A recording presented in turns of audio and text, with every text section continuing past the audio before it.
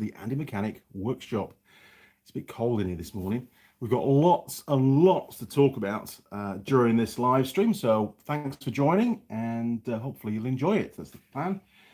Now, give me a second to get set up. We're almost there. Come on, YouTube, you can do it. There we go, look. Almost. Skip. Right, who have we got? First of all, how's the video and the audio? Are we all good? Simon Roll, timber. Yes, lots and lots of timber. Alan Cook, hi Andy, good morning. Alan, hope you're all good, matey. Kill Switch BB, morning Andy and crew, hope we are all doing well. Yes, I'm fine. I had a long day yesterday. I'm going to show you the fruits of our labour very shortly. Pretty knackered, to be honest, but I'm all right. I've got plans for today. I'll mosey my way through. Kill Switch again. Must have taken you ages to chop that lot up. It took me a long time to get home with it. I know that. Simon must be out of lockdown now. Yeah, as of Wednesday morning, well, midnight Tuesday night, everybody's in bed by then. Wednesday morning, we went to level 2 outside Auckland area. And as a result, no problems in travelling. Obviously, you've got to take various precautions and scanning with your QR codes and wear masks whenever you're outside your vehicle. But I did manage to get the timber collected, which was extremely urgent.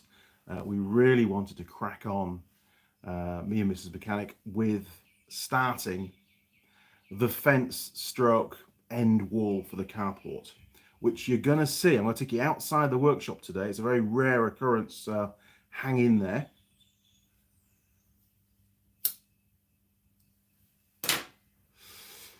Let me just catch up with the comments and then we'll start the news feed. Connor K, morning Andy and crew. Good morning, Connor. And Connor, thank you for your tips and tricks on trying to remove that gear from they call it a spindle, actually, Director Myford, from the spindle, that back gear. I now know what I was doing in the previous video was absolutely futile. However, I was also correct in the fact that the gear had spun on the shaft and there should have been a grub screw in there to locate it. As with many of the grub screws on that lathe, they've just fallen out over time and use and never been, checked or tightened up. So there'll be a video I'm going to be filming again today on the Myford, and the saga of stripping that spindle down will continue. Fingers crossed. But no, I appreciate that, Connor. Thanks for all the tips and tricks on that. I have a plan. I've been speaking to James up at Myford in the UK about lots of parts for the lathe. Not all of the parts that I really want are available, but he's done an amazing job. But more on that a bit later on. George Bonnie 90. Hello, everybody. Good morning, George. Roger Heaps. You made it, Roger. The whiskey wasn't too strong then, by the sounds of it. Or maybe I should just talk quietly because you may have a bit of a hangover. Don't know. Anyway, great to have you on board, Roger. Jim Haynes. Hey, Jim's back in the workshop. Morning, Jim. Back from the Nebraska races and off this weekend until until the next race next week. Right, well, time to tidy up, get your tools cleaned up and plan your attack. Nice to have a weekend at home, though. Alan Cook, how's Holly? Holly's okay. I've not spoken to Holly since before the last live stream, so I don't have any updates for you, Alan. Sorry, but if she had any problems, I'm sure she'd let me know.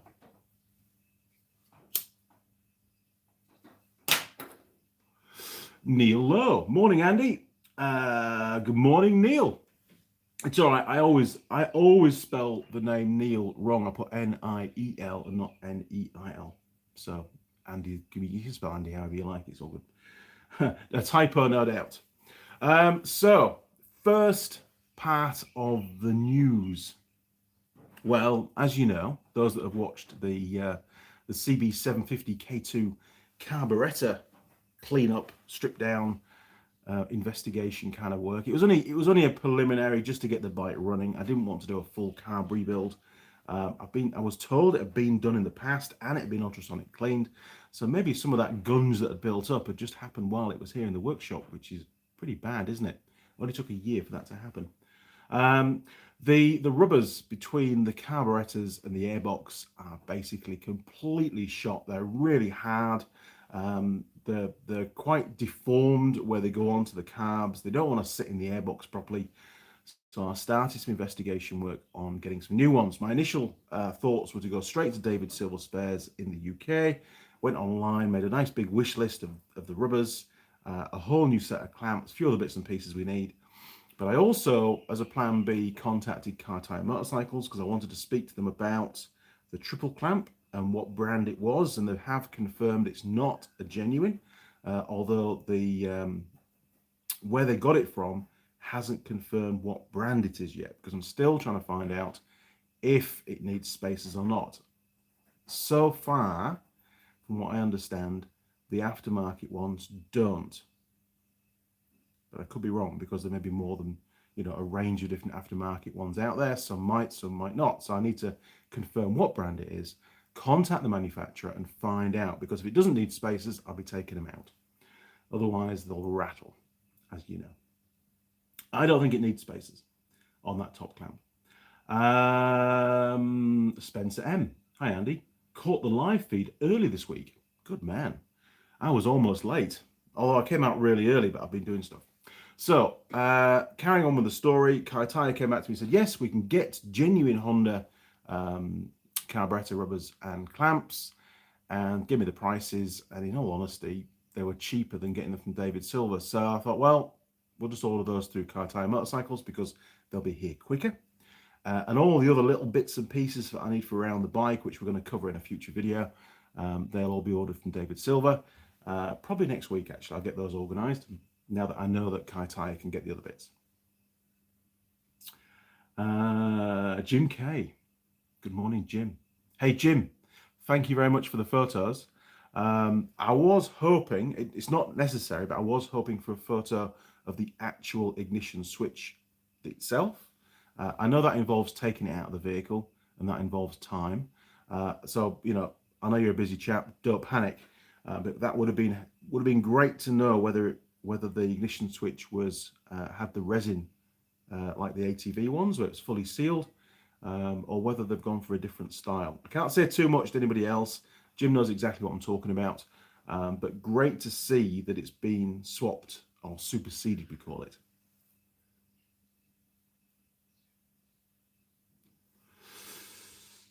Jim K, yes, I know was my plan. I'm sure you just ran out of time, Jim. It's all good. So CB750 is sort of on hold again until those carb rubbers arrive. Then I can fit those, and then I can do the carb balance. Then it can go back together. We are so close at this point in time. But you know, without having the intakes sealed to the airbox, it could cause potentially variations between the carbs, and you can't balance them. So, you know, I want to make sure it's done right, and it is actually a true carb balance. So the video for that will have to just hang on a bit.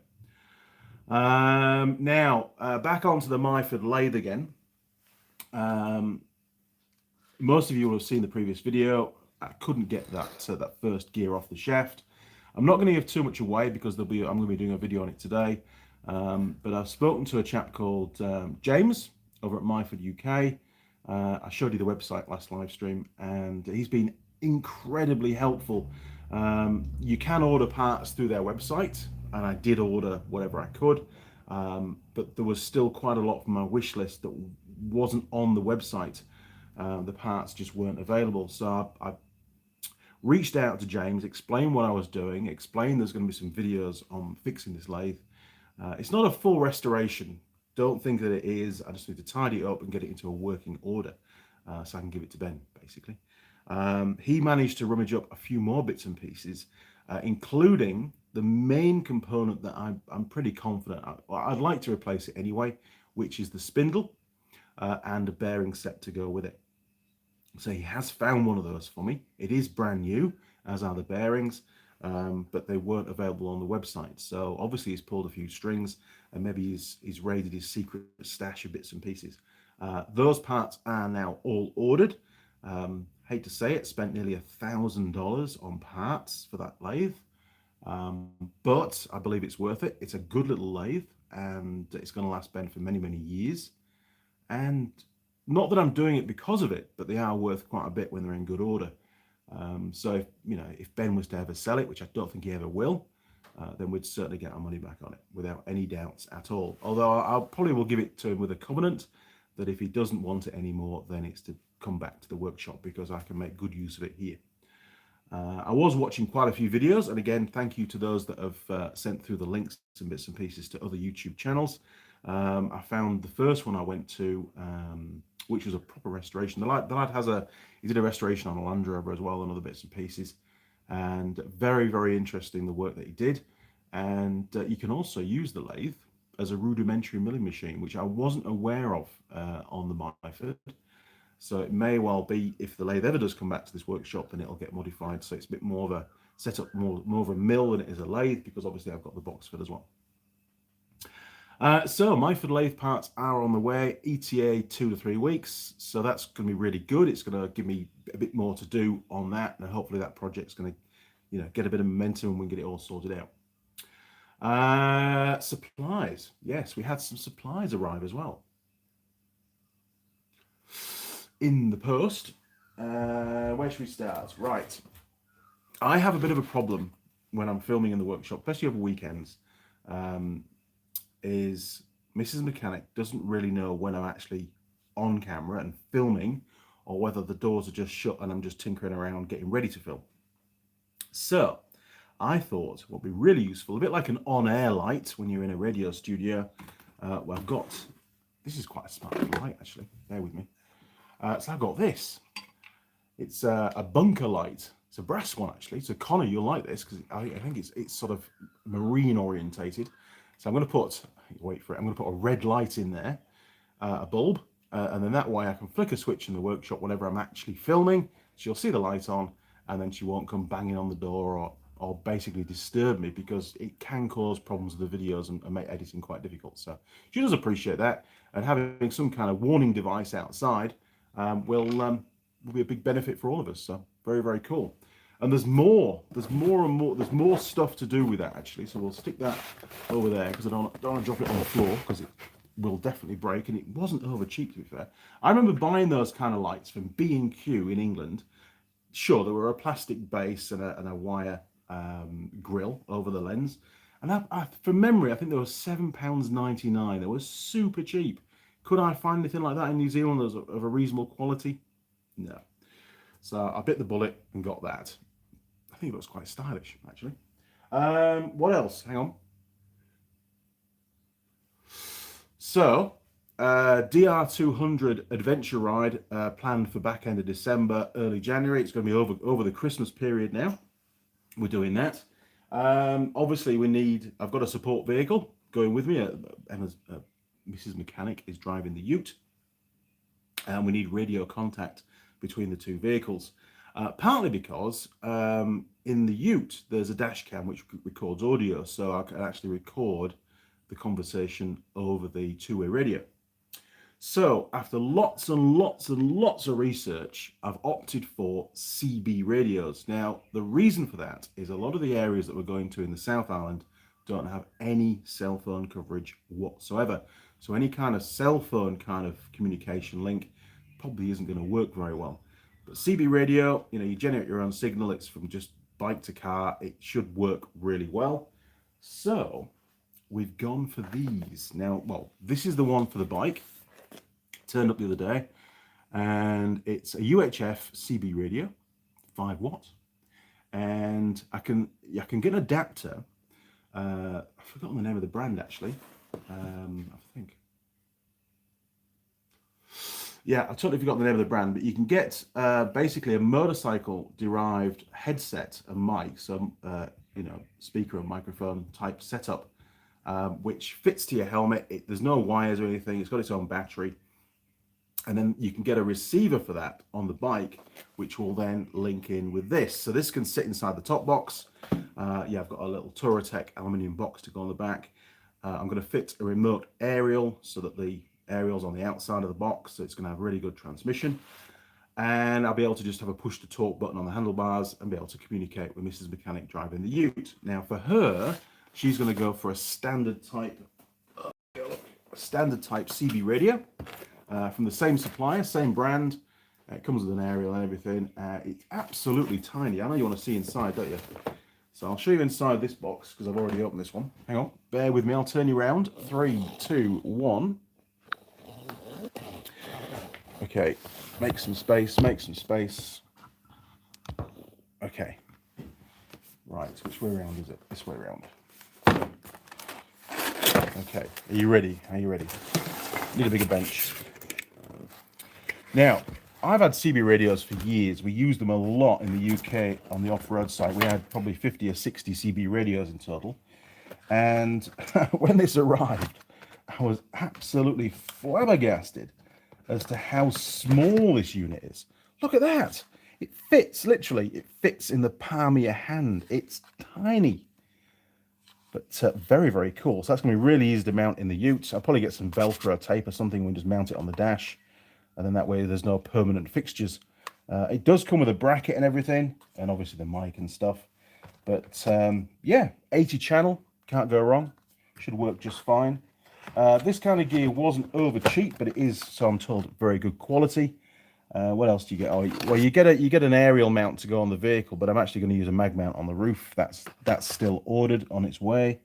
So basically, without taking the whole lot out, that's what you get. But it's tiny. Really, really cool. Let's find a place for that to live. Oh. So we are making some headway towards the adventure trip. What hasn't turned up and has been continuously put off and delayed is the Garmin Overlander GPS, which we're going to put in the ute because Mrs. Mechanic's going to do the navigating. Makes it a bit easier for me on the bike. Although she'll be at the back, she'll be telling me via the radio, turn left, turn right, go straight on, whatever, give me the instructions, which would be pretty cool. The Garmin Overlander was ordered in June. It's coming out of the States. It comes preloaded with all the New Zealand maps and everything, so I'm told. And Garmin have continuously kept putting off delivery. I was told only about a week ago it was due to arrive early September, about now, end of August, early September. I got another email to say it won't be till the middle of October before it arrives. It's cutting it fine because I want to get used to using it as well. And, well, hopefully it'll be here by then. That's the plan. If it turns up in November, it's going to be pretty close. So, what else came in the post? Well. When I was in the UK, before we left, we gathered up a lot of my tools.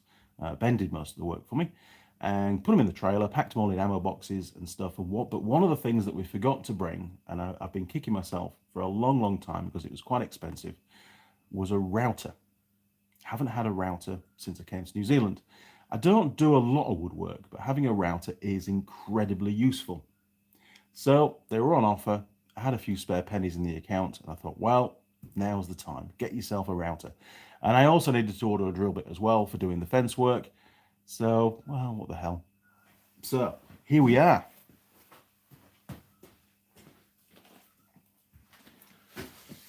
And I haven't even opened this, so you can join me in the opening, hopefully. It's not too far. Oh, God. Bear with me. Messages keep coming through. Right. Where's my knife?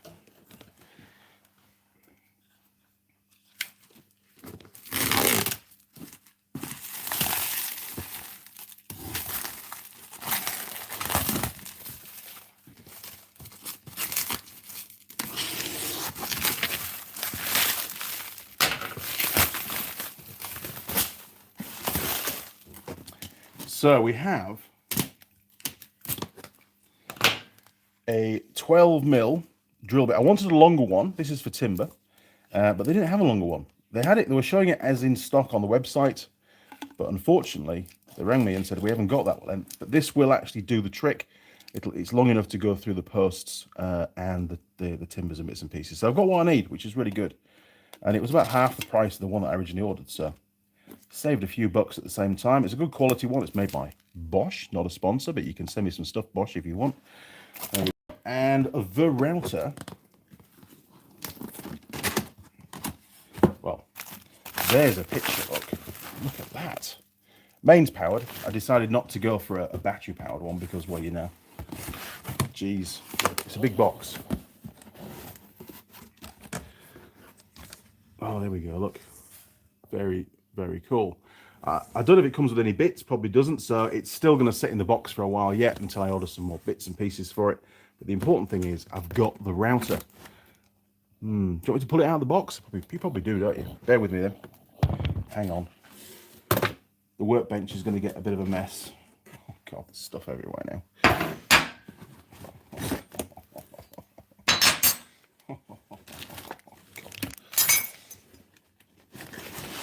Oh man. Wait.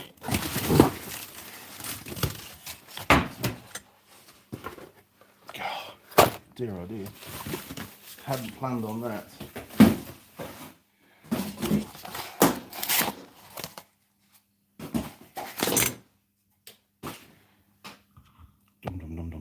Look at that.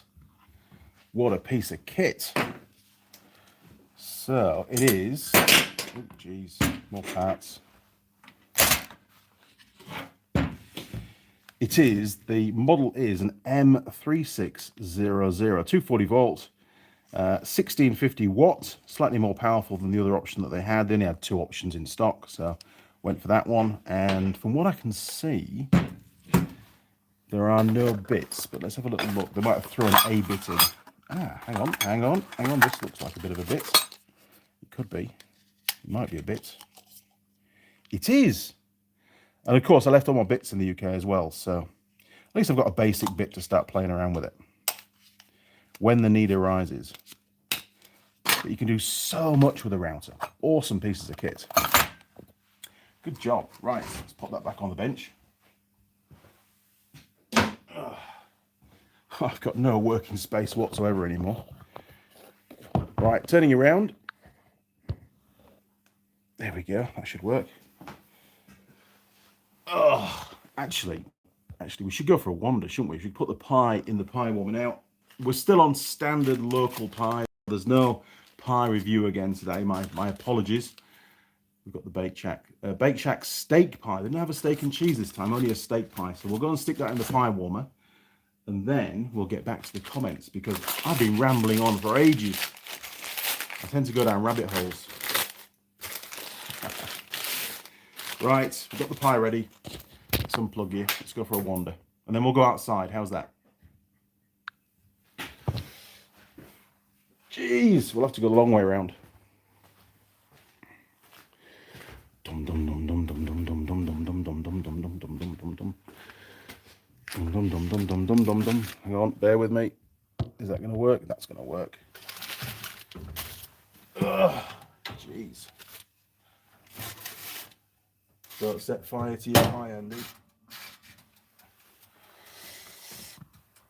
Okay, back. We'll just go out to the bench for a second because I want to give you a little.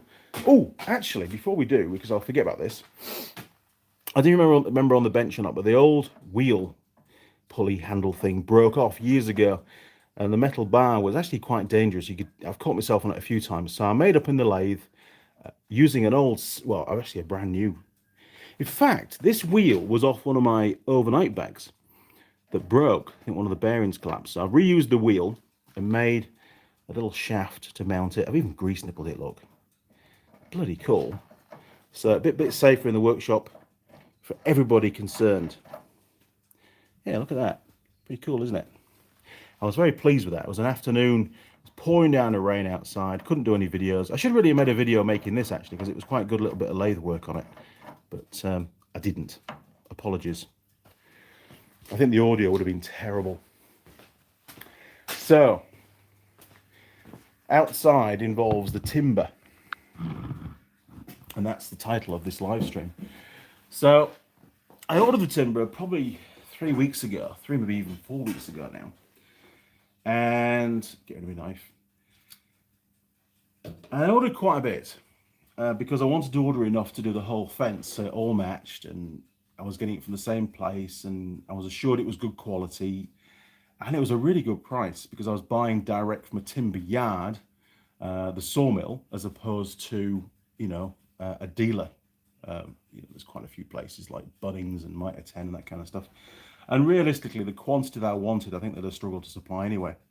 Quite a few places just didn't have anything the size I wanted, and I was starting to compromise in my design by going through what they could offer. So in the end, I bit the bullet. It was a bloody long way actually. It was 250 odd kilometers to the sawmill, and turned out to be about 330 kilometers to get home. And the reason for that is in the afternoon. Well, in fact, I jumped the gun a little bit. So we're driving down Desert Road, which is south of Lake Taupo, heading south. And on Desert Road, there were some snow plows. We kept seeing a snow plow parked up at the side of the road, maybe every few kilometers. I'm like, this doesn't look good. And it was quite heavy skies. It was pretty damn cold. It got down to, I think, 1 degree at one point. And this is about 1 o'clock in the afternoon. So it was a cold day, to be honest. Anyway, we kept going and got to the timber yard, and this massive forklift came around the corner to load up the trailer. And he said, "Yep, that's your stack of timber over there." And I'm like, "Man, that's a pretty good forklift to lift that up." And it was pouring with rain at this point. Anyway, we got it. Well, he had to lift the timber quite high because they're 6 meter lengths to maneuver around all the other timber stacks and stuff. And as he lifted it up, it probably got to about 12, 16 feet off the ground. And the old forklift, which had twin front wheels, it was obviously designed for that kind of job, it was swaying around like mad. And I thought, man, the lad was pretty brave because the yard was full of potholes and stuff. I wouldn't have said was going to fall over, but it looked damn precarious. Anyway, he quickly lowered the boom as soon as he could, the forks, and then dropped it onto the trailer in exactly the right place. In hindsight, maybe I should have taken the spare wheel off the front of the trailer and just shifted the timber forward by another 6 inches or so, but I didn't. There was a bit of an overhang. There was about 70 centimeters of overhang off the back of the trailer because the trailer's only 5.3 meter bed. But I thought, that'll be fine. Let's not worry too much.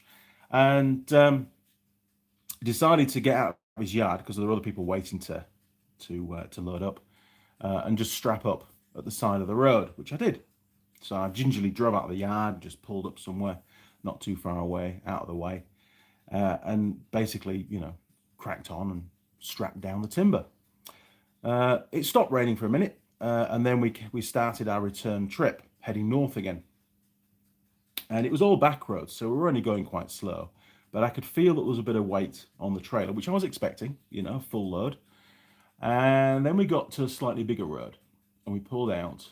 I got to about 65 kilometers an hour, which is not very fast. Speed limit here is 90 with a trailer. And I've done a hell of a lot of towing over the years, and when the trailer starts to twitch, it's about getting ready to start swaying from side to side, snaking, we call it in England. And of course, the back of the ute just starts to sway a little bit. I thought, oh no, really? Have I got to drive all the way home like this? So I backed off to 60 k's an hour, and even then it felt a little bit precarious. And then it started to rain again, and we carried on north, and I thought, man, there was, I really didn't want to go down Desert Road with such a heavy load. I mean, the vehicle's running mud terrain tires, so they don't have the best grip in the world on wet tarmac. Desert Road is really bad at the moment on the tight corners. There's a lot of bare tar seal. So when that's wet, it can be quite slippy as well.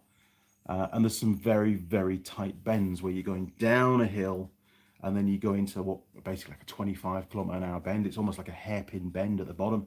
And then you've got to climb back up a steep hill to the side. So I thought, nah, I really don't want to go down there.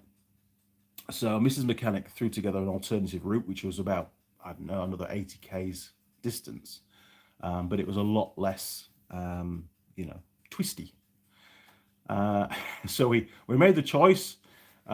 We turned left and headed west to go around through the national park. And just trundling along at 55, 60 k's an hour most of the time. Luckily, there was hardly any traffic on the road, and we didn't come across a policeman, which was, well, we came across one, but he was going the other way. I'm sure he had a good look. But of course, it's raining all the time, and the timber's getting wetter and wetter and heavier by the minute. And anyway, we turn right to start heading north through the national park, and we start to climb, and it gets colder, and now it starts to sleet. Things are really turning from bad to worse here. Really, all the factors are adding up to a catastrophic event. The sleet wasn't laying on the road, it was just turning to water, but it was still a bit unnerving. And there was one point on this route, and this was the only other alternative route. There was only a couple of ways we could have gone. And there was no way I was going to go out to Napier, because the Napier to Taupo road is horrific. Equally as bad as Desert Road, to be honest. So we got to this one point where you go down a valley side for about half a kilometre or so, running down the valley, not too steep. Right at the bottom, where you cross over the bridge, is a very tight hairpin bend, and it's sleeting quite hard now, and it's sort of just starting to turn to snow. Nothing's laying at this point, so we come round this corner, going nice and slow. Couldn't keep any speed up at all, and then I was straight into a long climb, about 400-500 meter climb up the other side of the valley. And this car's flashing me like mad just as I was approaching this hairpin bend, and I'm thinking, okay, this doesn't look good at all. And as we pull around the corner, I could see that the snow was starting to lay on the road. It wasn't deep, it wasn't even white, but you could see, wheel marks where the previous vehicles had gone, so you could tell there was ice or sleet on the road. So I just gunned it. I was already in four-wheel drive. I've been driving in four-wheel drive since I left the timber yard. Because the back end was just spinning up on any kind of incline, so she was pretty heavy. And luckily, kept it pinned. It dropped down to about 15 kilometers an hour crawling up that hill. And the biggest concern when you're towing that kind of weight, combined with the kind of braking system that the IFA Williams trailer has, is that the brakes are only activated when you're driving forwards. They operate on a compression type hitch, and as the hitch compresses, it applies the brakes via a push rod and some cables. Now, luckily, every wheel is braked, so it's a really well braked trailer as long as you're going forwards. If we'd stalled out on that hill or spun up or whatever, come to a stop on the hill, then the brakes on the trailer would have been absolutely no help whatsoever. They would not have been activated. In fact, actual fact, the hitch, as you come to a rest, the hitch expands fully and the brakes are fully released. I believe that trailer could well have dragged us back down that hill, given the weight that was on it, combined with the mud terrain tires on the ute, combined with the ice on the road. So it was a bit unnerving, and you're thinking, man, we only get one chance at this. So I had to keep it pinned. But we did crawl over the crest at probably about 10 kilometers an hour. Poor little engine's revving its nuts off, but we made it up. And then it really started to snow. We kept going. We had to get up to Taramanui and then cut sort of north. Well, we cut east again from Taramanui and then hung a left to head north and home. 330 kilometers all up, took us 6 hours to complete that journey, and the only stop was some extra fuel. And I still had half a tank, but the reason why I put more fuel in was to try and get some more weight on the back tires. That's the extent it got to. Anyway, timber-wise, you can do some calculations, and then we'll talk about the weight of that timber, because I know pretty much how much it weighed because I did some sample tests, some weighing as I unloaded the trailer, although that was 2 days after and some of the timber had dried out. There were 20 lengths. These are all 6 meter lengths. There were 20 lengths. So those that are following at home, you can write this down. There were 20 lengths of 50 millimeters by 100 millimeters. So 2x4s, basically. And there were 120 lengths, again, 6 meter long, of 25 mil or 1 inch by 150 mil 6 inch. So you can calculate the volume of timber there. You'll need to take into account the fact that the timber was soaking wet. See what you come up with as regards a weight on that trailer. Bearing in mind the trailer itself weighs 1.2 tons empty. There you go. Get your calculator out. She was heavy. So you can place your guesses in the comments and we'll come back and we'll see who gets closest to what I believe was the overall weight of what I was towing. That includes the trailer weight. So 1,200 kgs for the trailer and then whatever you think the timber weighed. Okay, so all that timber, it's going to be used for fencing down the side of the property and other bits and pieces around the place. And yesterday, we managed to get the entire end wall completed for the carport. And I know you want to go and see, so I did promise you, we're going to have a look outside. Here we go. Right. It's very rare for you guys to go outside. Very rare indeed. I'll get back to the comments very shortly. Just bear with me. Oh, geez. Just bear with me.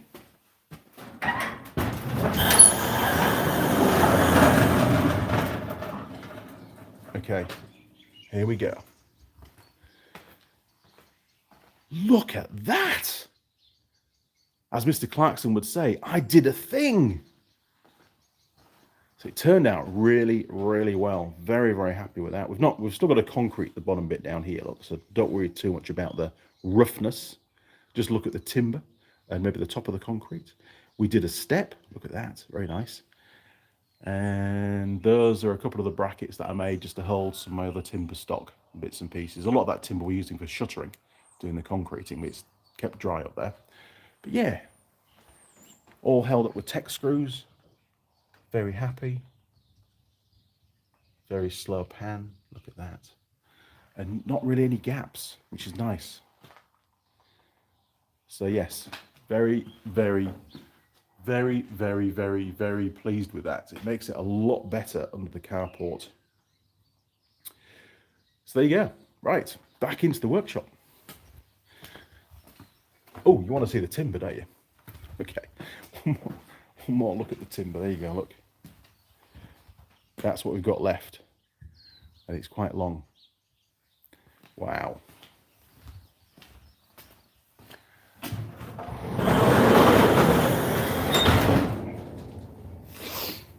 Right, back to the comments. Sorry, I've been rambling on for ages.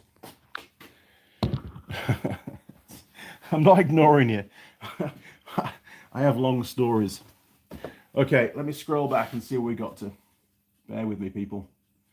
Where did we get to? Oh, my word. Right, okay. Okay, bear with me, bear with me.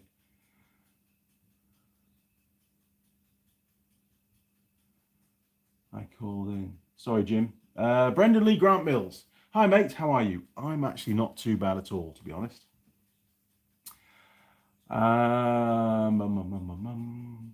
Jim K. Did you unload your wood? I did, as you've just seen. Richard Perry. Morning, Andy and crew. GB.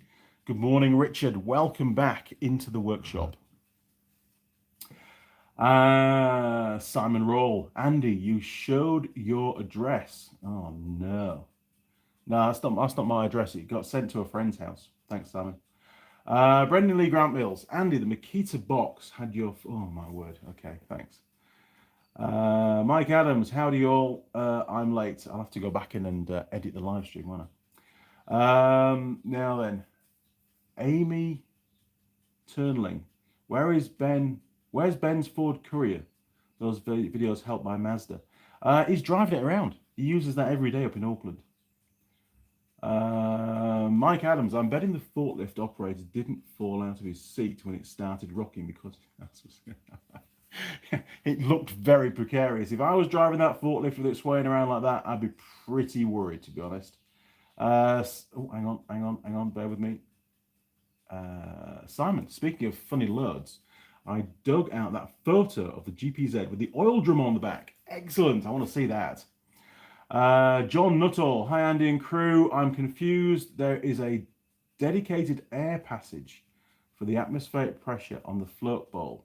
on the CB750, but the overflow pipe is open to the atmosphere.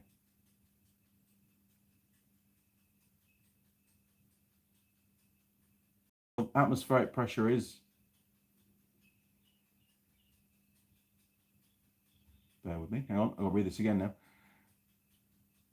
There is atmospheric pressure, dedicated pipe, yes, the float bowls, but the overflow pipe is open to the atmosphere. It is. Yeah, oh, I see what you're saying. So why has it got the overflow pipe to atmosphere and a dedicated one? I don't know. I didn't design the car, but I've no idea. I'll have to check the manual.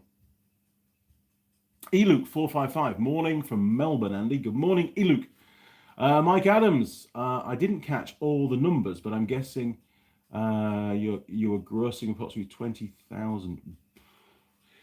20,000 pounds. Is that pounds? I don't know what that is in kilograms. Kilograms would be good. That's what I relate to, and that's what I can do a conversion for you. Neil Lowe, I would say you're towing close to 4 tons, just like everyone else. Overload the trailer and should be right.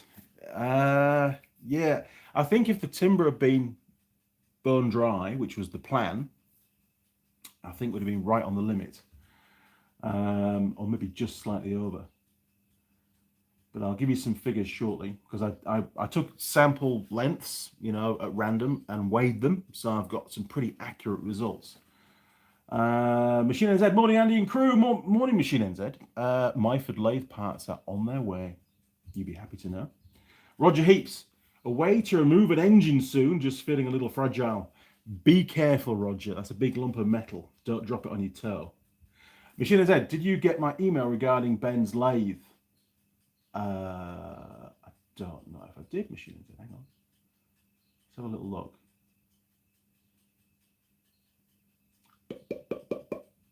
Bum, bum, bum, bum, bum. It might be my junk emails, because I've not seen one come in.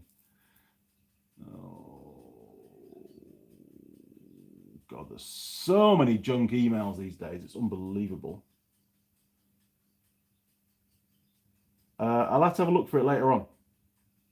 If I can't find it, I'll email you back and then you can send it again. Is that going to work? Because it's going to take me ages to get through all this lot.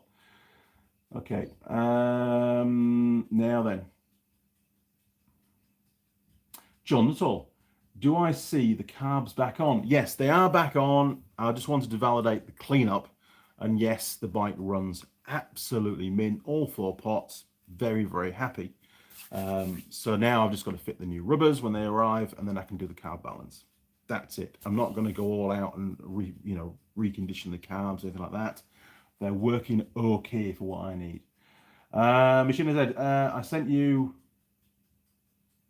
Ah, yes, I did. I got that. Thank you very much. Yes, I remember now. I did see the manual come through. Very helpful.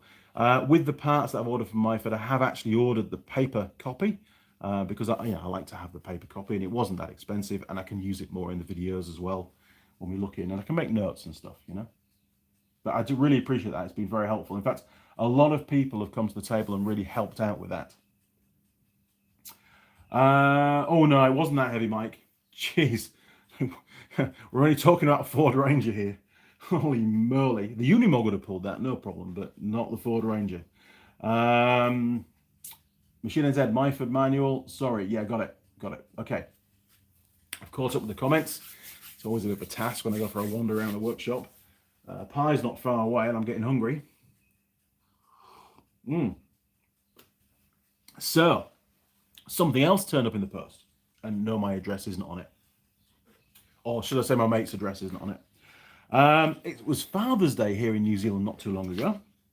Last Sunday, in fact.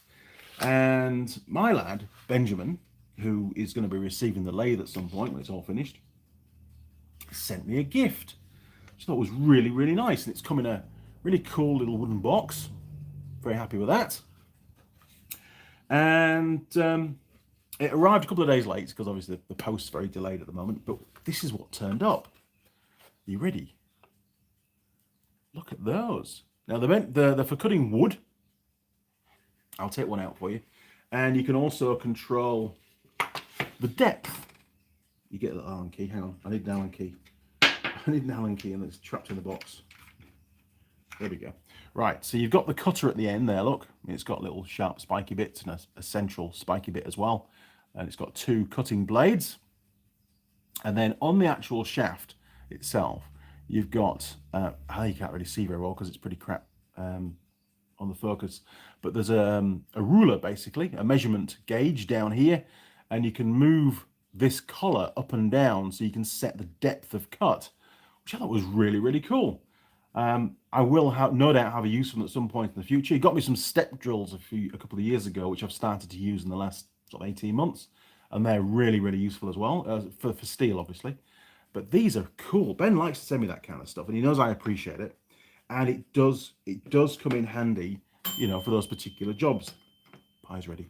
Every now and again. So thank you very much, Mr. Ben. Really appreciate that. They will live somewhere in the workshop. I've yet to produce a dedicated wood drill drawer, but when I do, these will be in it. Top lad. Appreciate that. And he said, actually, moving on from that, he says, before you start using them, you should watch a video on YouTube. And I went, okay, sounds good. Adam Savage from Mythbusters, one of the hosts there, has started his own YouTube channel a while ago, and he does a video on drill bits and how they work. And it was really, really well put together, very informative.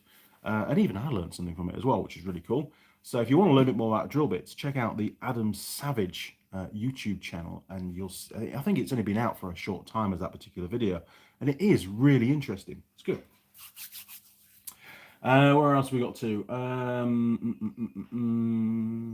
John Nuttall. How are things going with the stator winding project? Good segue. Now, I spoke to Stu in Invercargill, at one of the bike shops down there. I get on with Stu really well. He's also got a 750 K2. And down there, because it's still a bit back and beyond, he knows of a chap, an old guy, that rewinds stators in his shed at home. And he does it as a job. It's like he's sort of semi-retired, and that's how he keeps his money coming in. And so I said to Stu, look, I really, really, really need some of the resin.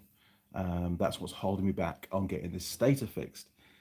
Is there any chance that he could supply me a small amount?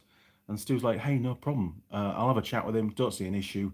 So next time I'm down in Invercargill, which is, I've got a South Island trip sort of overdue at the moment, but it's on hold because of the restrictions.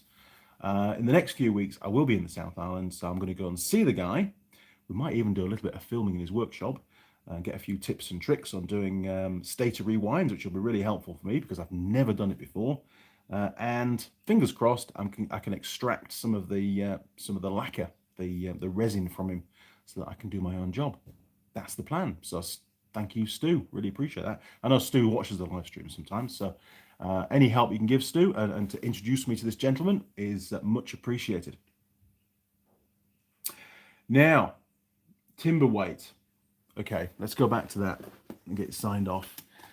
So there were 20 lengths at 50 by 100 mil or 2x4 inch, and 120 lengths, and all the lengths were 6 meters by 1 inch by 6 inches, or 25 mil by 150 mil.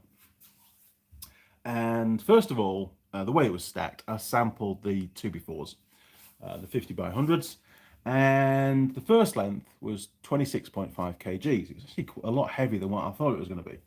And then the next one was 25, 25, 27, 28.5, and 25.5.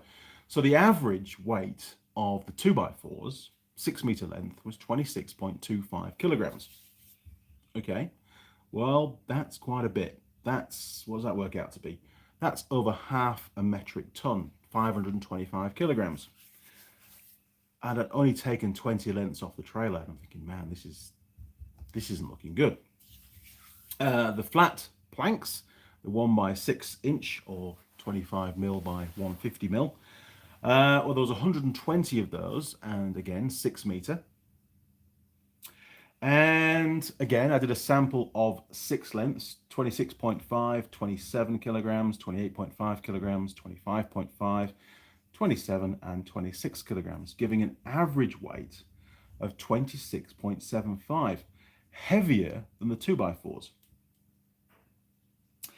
That worked out to be a weight of 3,210 kilograms, 3.2 metric tons.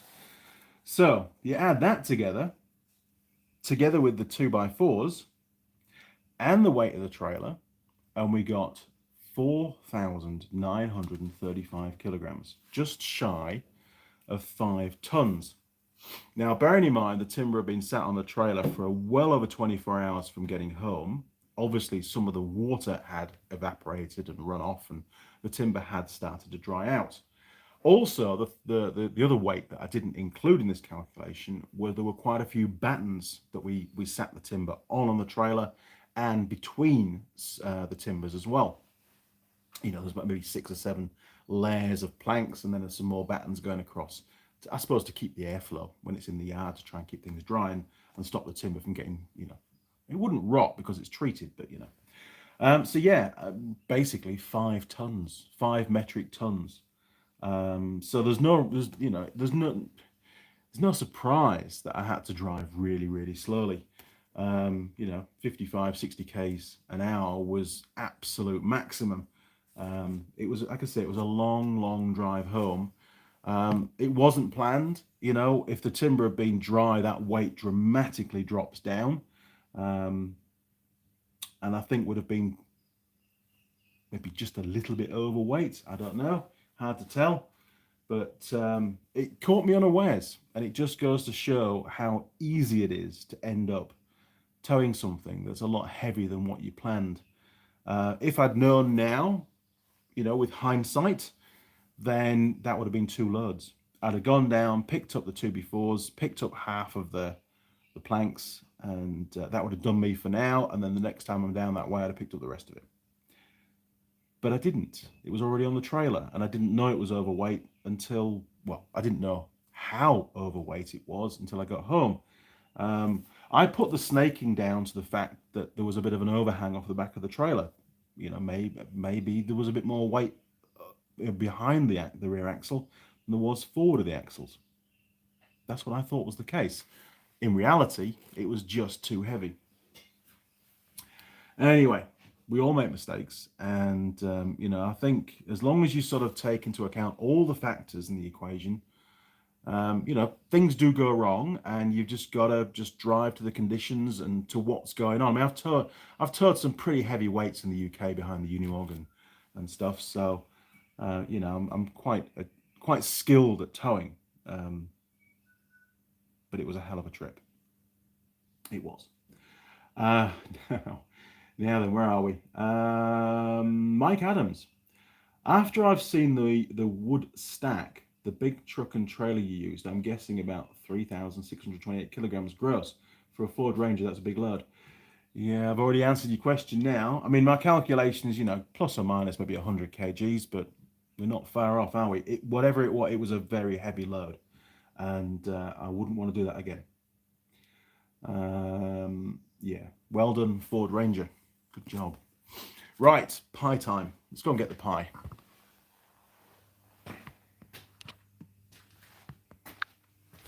Dum dum dum dum dum. Dum dum dum. Dum dum dum. There we go, look. Fantastic. Oh, nice and crispy. Good job, pie warmer.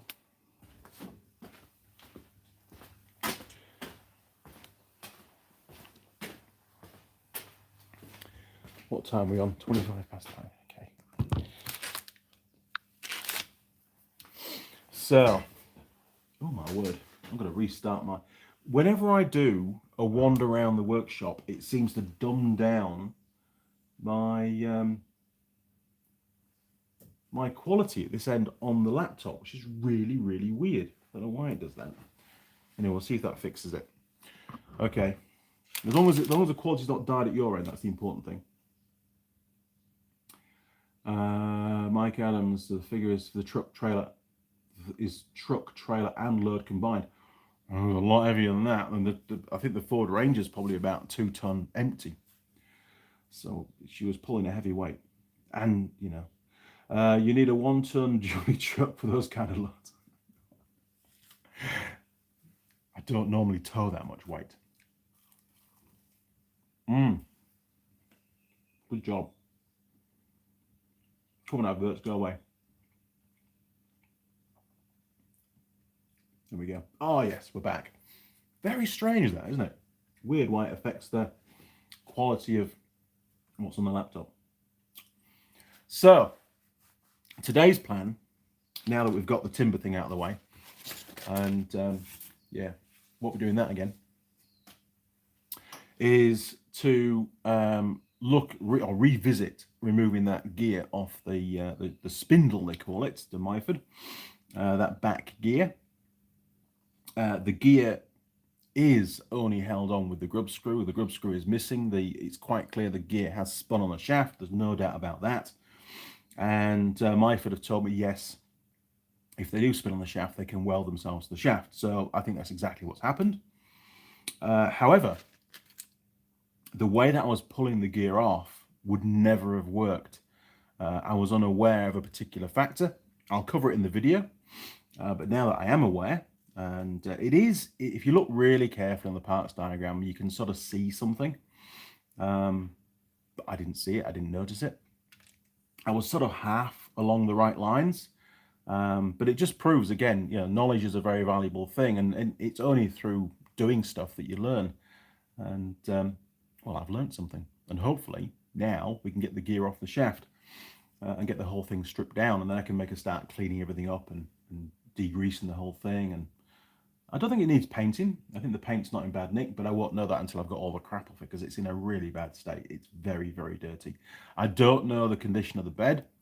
There was quite a few tips and tricks on that YouTube channel that I watched. I'm not sure what he's called, actually. Can I find out again?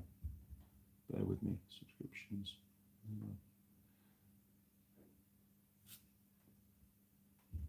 Bear with me. Because I did subscribe to him, so I'm sure it should be on my list now. It'll be right down the bottom.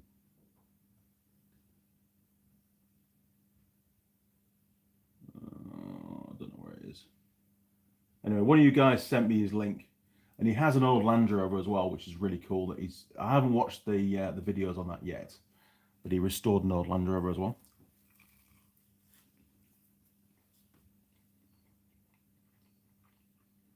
Harry Dad, I've missed all of you. Had to order myself some lawnmower tires the other day. Tried mowing grass and realized I had a flat tire. Can't wait to get them in the mail soon so I can mow my grass finally. Well, had they perished, Harry? Was that the problem with it? Mike Adams. And that's why I have a 1-ton dually truck. I don't always need it, but for some reason I do. Well, yes. Well, like I say, I do a lot of towing with that Ranger. It is due for replacement in the next few months. It's getting close to its maximum Ks for before it's changed.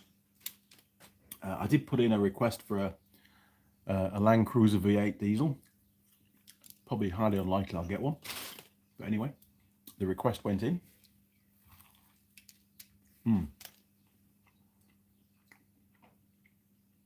Mike Adams, Harry Dag, just rent some goats until your tires come in. John, I thought you were in lockdown. How did you get that wood? Lol. Hit the like button. Yes, hit the like button, people. Why not? We were in lockdown level 3 in this area, at basically every area apart from Auckland. And I don't just mean Auckland City, it's the wider Auckland area. And it does chop the top of the North Island off from the bottom. There's no way of driving, even though they're in level 2 as well, or level 2 now. There's no way of getting there unless you're doing deliveries like a courier company or a truck or something. So in all intents and purposes, they actually have segmented the North Island into 3 zones, and you can't travel between those zones. It's a bit weird, really. I mean, I suppose if you're really dedicated, you could get on a boat and you could boat it up the coast and then get in at the North Island and then rent a car and carry on. But I mean, I wonder what the authorities would think of that, because they've not. I did wipe the benches, right? they've not actually said that you can't do it, but because of the way that the border's set up, because they go from coast to coast, there's no way across. That's cool. Now, so yes, today, all I'm doing today, because I had a long day yesterday, is just tinkering with the lathe, and there'll be a video with that. Next week, don't know yet. It's all up in the air. Still got some more admin. There's always admin work to do, so that I'll be either working from home. Well, I'll be working from home anyway for Monday and Tuesday. Wednesday morning, we will know whether or not, well, we're going to find out Tuesday afternoon, but Wednesday morning, either I can get into Auckland, so they'd have to go down to level 2 for that to happen, the same as the rest of the country. If they're currently in level 4, full lockdown. If they drop to level 3, then again, I still can't get in. It's essential workers only, and freight companies and stuff. So if it drops to level 3, then I stay at home. I do have a visit, one day's drive visit that I can do. I'd like to get out of the way, so I can still do that one. But only until Auckland hits level 2 can I then start to get the ROVs that I've undersealed back up to Auckland. I've got an ATV to deliver. I've got a motorcycle that's been serviced to deliver. Get all those sorted out. Clear the decks. I've got a lot of stuff to collect for up in Auckland as well. I've got a lot of steel work that I've had laser cut for an order. I've got some paint to collect from Jared. I've got and some nuts and bolts as well from Jared. I need all that stuff bringing down here so I can basically make progress on that particular job. It's a big fabrication job. It'll take us probably about 4 days to do. I really want to get that job done before I head off down to the South Island, because those kits, can't elaborate too much, but those kits, once they're assembled, they're overdue. They need to go out as quickly as possible. But at the moment, I can't do anything on them.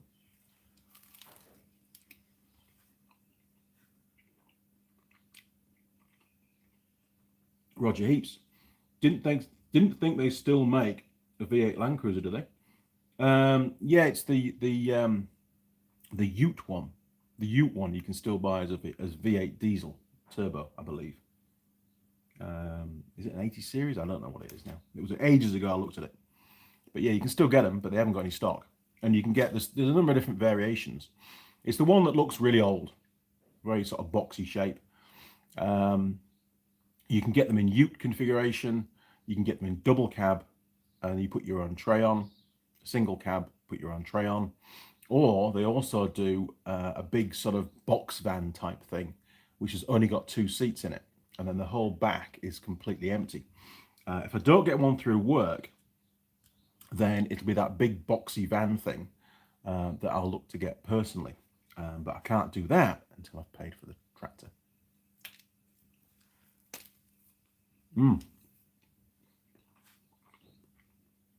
Mohammed, hi Andy. How can I know where the stator side in the motorcycle, in right side or left side? Okay, look for the wires. Find your reg rectifier unit. You'll see usually 3 white or 3 yellow wires. Normally the stator's on the left hand side of the engine on the motorcycle. That's where the flywheel is, and obviously the stator works in conjunction with the flywheel.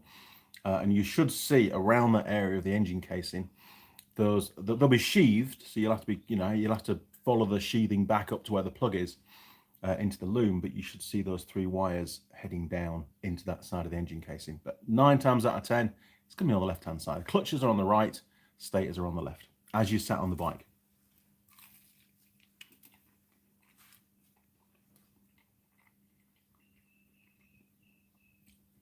Oh, I've got to get to my notes. So if I end up being stuck at home again next week, other than that 1 day trip over to the East Coast, which is a bit of a drive, but it's all right. It's only a 1 day trip. Then in the afternoons, maybe I'll get some more work done on the Myford. I'm gonna, again, just carry on stripping it down, cleaning it up, making sure that there's no worn bearings and stuff. Do some adjustments, that kind of thing. Just try and tidy it up. I also want to check out the condition of the bed. Yes, I know Dave ground a great chunk out of it, which is a bit unfortunate. it's not really going to affect the use of the lathe, I don't think. But I need to check that the lathe bed isn't badly worn. If it is, I might have to get it skimmed. We'll see. We'll see how bad it is first.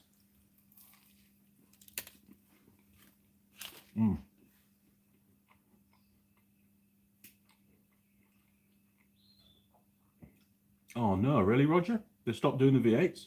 Well, that's not bloody good. I'm sure I read on their website only a few months ago that they were still doing them. I'll check again. If they have, then it's a non-starter, isn't it, really? Harry Dark. I bought myself a Jeep the other day. Good man. It was a nice Jeep Wrangler for $100. What? For $100? Guy thought it was knocking. Was the torque converter bolts were loose. Goodbye, mate. Goodbye. Tighten them up. Got really quiet then. Excellent. Oh, well done, Harry. You got yourself a very, very cheap Jeep Wrangler.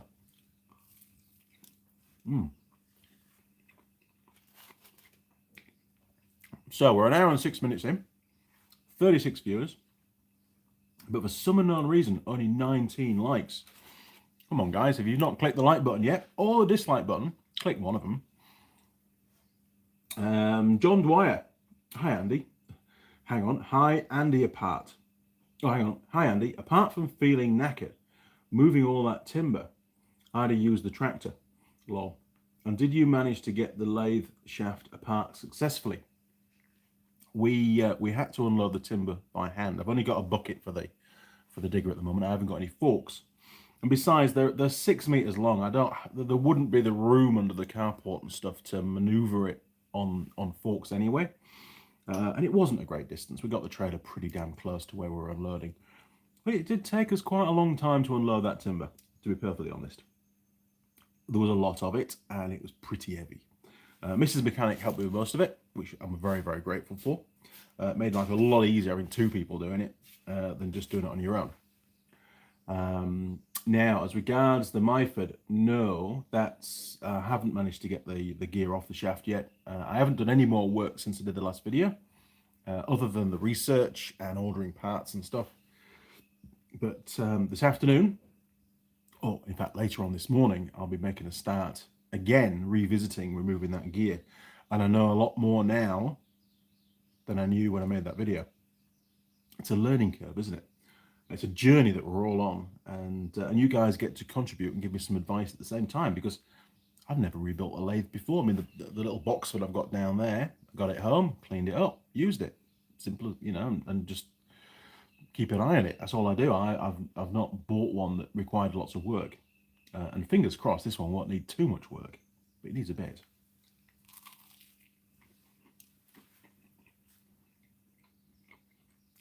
Off-road van. Don't forget to rate your pie. I'm not doing pie rates at the moment. It's only a Bake Shack steak pie. It's not bad, but it's not a steak and cheese, and we've already done a Bake Shack steak and cheese. So at the moment, I've not been able to get out and about to get any different pies. I've got some on the way via courier, believe it or not. I showed you last live stream a website, I think it was Lake Farm, I think it was called. We went to and ordered some pies from there, but they won't be here for another couple of weeks at least. They've got quite a big back order going on at the moment by the looks of it. Either that or they've got to grow some more cows to fill the pies. I don't know. But it's not bad, to be fair. It's not bad. The meat's okay. These Bake Shack ones actually aren't too bad at all.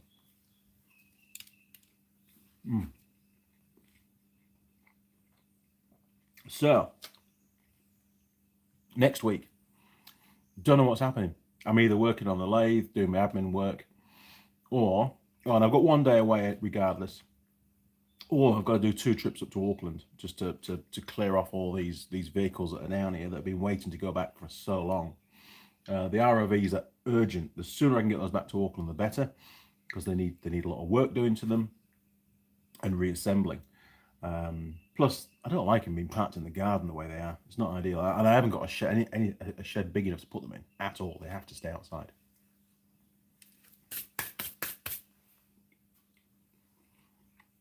That was all right, was that pie? you've not had a Bake Shack pie before, and you come across one, and you're hungry, you should try one. They're all right. Oh, we've dropped quality again. What's going on there?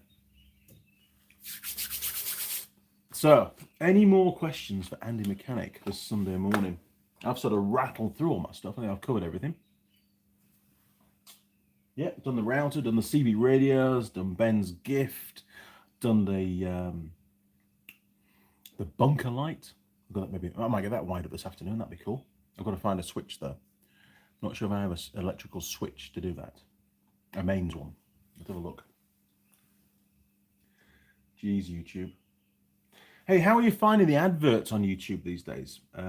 Because YouTube tend to auto decide where the adverts are going to be on your videos. I tend to manually override that. But what I have noticed is YouTube now is, if you allow the auto to go through, they seem to be putting a lot more adverts on videos now than they used to do. Shorter intervals between the next advert. When I'm editing the videos now, to try and get YouTube to put the adverts where I want them to be, which is sort of natural breaks in the video, is I put a short black screen period, and it seems to choose those black screen periods for the adverts. Although sometimes I've got to move the timing around a little bit by a few milliseconds. But most of you watched recent videos. How are you finding the adverts on my videos, and are they playing in those little black gaps with the black screen?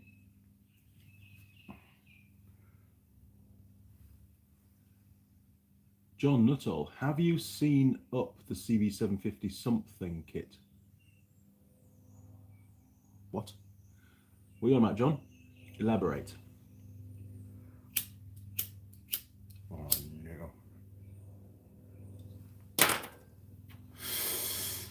no. Going back to the Myford, actually, on that last video, it's a really good job that I stopped trying to get that gear off the shaft when I did. Otherwise, we could have had a very serious, if it had let go, it could have been pretty bad. And I think you'll see why that could have been the case on the next video. Hopefully it'll come off. Well, it's going to come off regardless. It might involve a grinder. We don't know yet. I've got a new gear on its way, and I've got a new shaft on its way. So all I need to do is get the rest of the stuff off the shaft. If I need to cut the shaft, worst case scenario, I can. I don't want to, but it's going to happen. Google CB750 something kit. Really? Okay. CB750 something kit. What the hell? A something kit. Here we go. Outside of motorcycles. A something kit. That's great. Loading, loading, loading. Oh, come on. I'm not putting a password in. Sorry, that's Vodafone. It's telling me to have to keep doing updates in them. Oh my word. 500 euros? You're joking me, are you? It might be something that Alan has to do. Oh my word. What does it do? Something is it? All right, yeah, you can read it with me. Here we go. A something kit. Never heard of it. Hopefully you can read that. I'll read it out to you. Something is a complete kit that enables you to remove the external oil tank. Oh, good. And oil lines on your single overhead cam CB750 instead of the original system with the external oil tank. Something reroutes the oil internally into a lowered oil pan. Ah, very good. Just like all older Honda CBs and 95% of all modern motorcycles. It's making it wet sump instead of dry sump. Oil capacity stays the same at around 3 quarts, 2.8 litres, and oil is filled through a tappet cover. The sight glass lets you know the level. If you have any other questions, oh, very good. That looks really cool, but I don't think Alan wants to go for that. He wants to keep it original, and that wouldn't be keeping it original, but I can see why some people would want to do that. Very good idea, actually.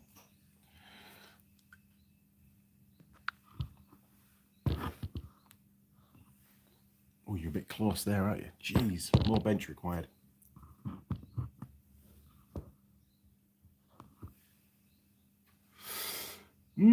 Interesting. I wouldn't do that to mine though. That's better. Thanks, John. Appreciate that. Might be of interest to other viewers, but it's something that at this point in time, I don't think Alan's interested in doing. I think he wants to keep it as original as possible. This is why we're not going for aftermarket parts, other than the triple clamp. We're trying to keep the thing absolutely genuine Honda wherever possible. Mike Adams, how often should brake fluid be changed? I've never found a reason to do it myself, but it suggests to me to do so. Every 2 years is normally what a manufacturer will recommend that the brake fluid is replaced. It's all to do really with contamination of that fluid. Normally, as you may well know, brake fluid attracts moisture and it traps the moisture in the fluid, and as it does, it brings down the boiling point of the brake fluid. So if your brakes get really, really hot, sooner the fluid will start to boil and you'll get a really spongy pedal because of it. And in a sense, you'll lose most of your braking force. It's a bad thing, a really bad thing. Brake fluid also gets contaminated by the rubber that breaks down in the seals as it wears. And often you'll look in your master cylinder and you'll find quite a lot of black residue at the base of the reservoir. That's your seals, most of it. So it should really be changed at least every 2 years. It just depends a little bit more on the working environment. If you're in a really sort of humid atmosphere where you live, then maybe more often than that. If you're in a really dry, arid sort of place, then maybe it'll last 3 or 4 years. Who knows? But you can buy little moisture testers, like a little pen, the cheap ones, and you just dip it in the fluid and it'll tell you. Usually they've got like a traffic light thing on them. Green is good, amber is it's getting close, and if it's red, it definitely needs to be changed. I came across one of those little pen tester things years ago. Dad bought one for his garage when they first came out, and he made so much money out of that one little tool on servicing. You know, every service you just dip the reservoir. Sure enough, it would need to be changed, and you'd advise the customer and they'd say, yep, go ahead and do it, because most of the time it had never been changed. So you know, it was a good earner for him. He made some good brass out of that. I don't have one yet. I do need to get one of those. I keep forgetting to get one on my wish list. Oh, there we are. Yes, there is definitely a lifespan and it should be changed. Be very careful you use the right brake fluid. Now, dot 3 and dot 4. Dot 4 is reverse compatible, so you can normally use dot 4 brake fluid in a dot 3 system. You can't use dot 3 brake fluid in a dot 4 system. That's really bad.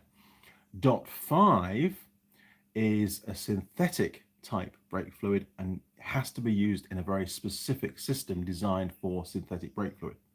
Dot 5.1, I'm going from memory now because I used to teach this. Dot 5.1 is again the same type of brake fluid, can't remember what it's called, as dot 3, dot 4, but it's just a higher spec and its boiling point is higher. Dot 5, very confusing, is nothing the same. You cannot use dot 5 in a normal dot 3 or dot 4 system. You will cause damage to the seals and pipes potentially. But dot 5.1, sometimes you can. But normally it'll tell you on the reservoir cap what dot rating of fluid to use. And then there's also mineral brake fluid, which is completely different again. And you can't mix any of this, is it silicon brake fluid? You can't mix the dot 5, the mineral, or the dot 3, dot 4, dot 5.1. They're all very specific. You've got to be absolutely sure you're using the right one. Otherwise, you can cause some serious problems. Yeah, brain's worn out now. Simon Smith, morning, Andy and Ben. Okay, I'll pass that on. Cheers, Simon. Simon Smith, again, sorry, cut off. Been following you for a while, just thought I would say hi and thank you for your videos.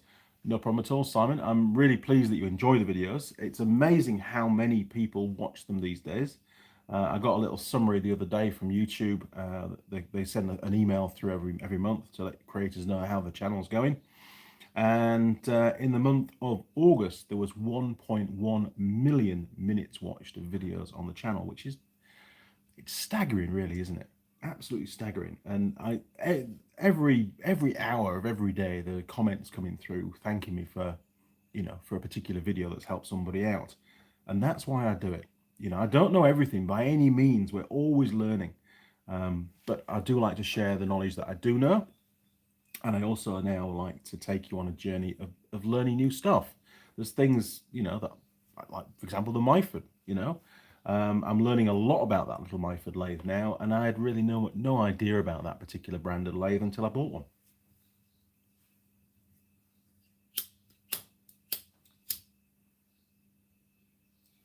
I think I need a new lighter.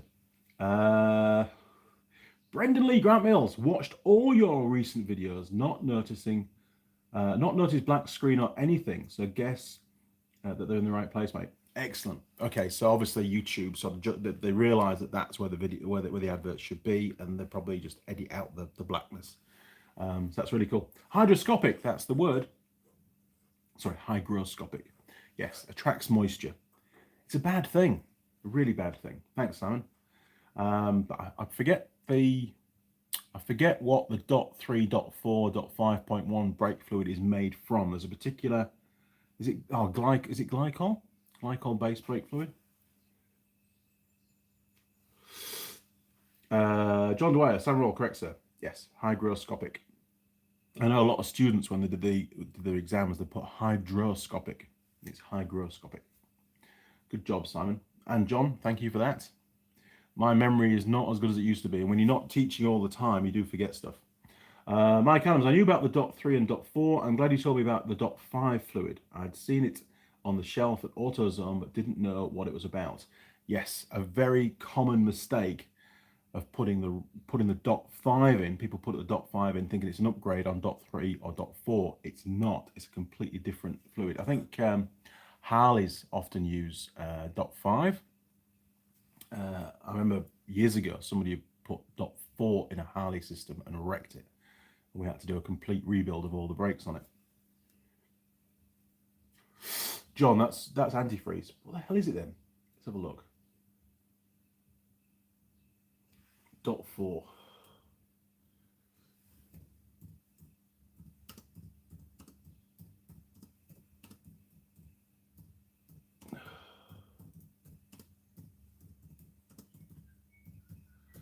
What is it? Hang on. Yes, glycol ethers. So I wasn't far off. It is made from glycol. There you go. Thought I was right. But I do forget sometimes. And .4 is by far the most common. And you can use .4 in a .3, in most .3 systems. It's what we call reverse compatible if you're a gaming or a computer person. So there you go. Interesting stuff. More emails come through. What have we got? Inbox.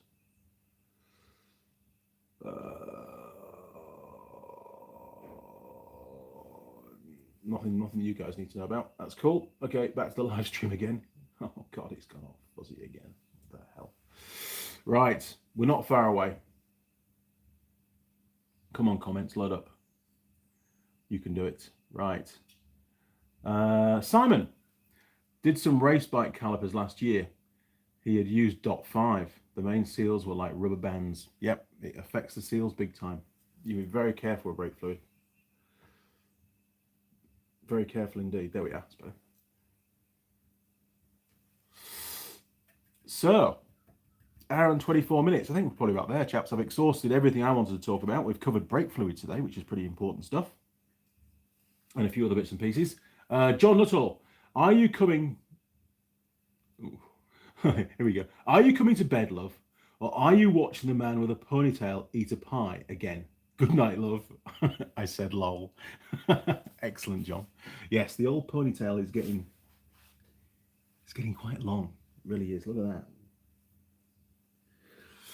Don't know what to do with it. Anyway, I've had to put it up a bit higher now because it keeps tickling the back of my neck.